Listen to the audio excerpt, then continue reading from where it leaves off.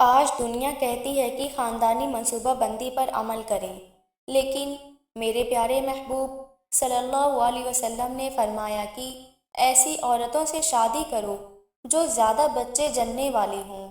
میں قیامت کے دن زیادہ امت پر فخر کروں گا۔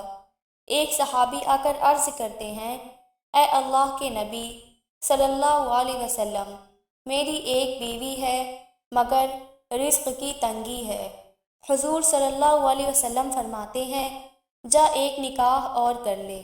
چنانچہ ایک نکاح اور کرتے ہیں، پھر آتے ہیں، کہتے ہیں، اے اللہ کے نبی صلی اللہ علیہ وسلم، میری دونوں بیویاں ہیں، خرچے میں ذرا تنگی ہے۔ فرمایا، جا ایک نکاح اور کر لے۔ تیسرا نکاح کر لیا، پھر خدمت میں آ کر عرض کرتے ہیں، اے اللہ کے نبی صلی اللہ علیہ وسلم، 3 بیویاں ہیں، خرچہ تھوڑا ہے۔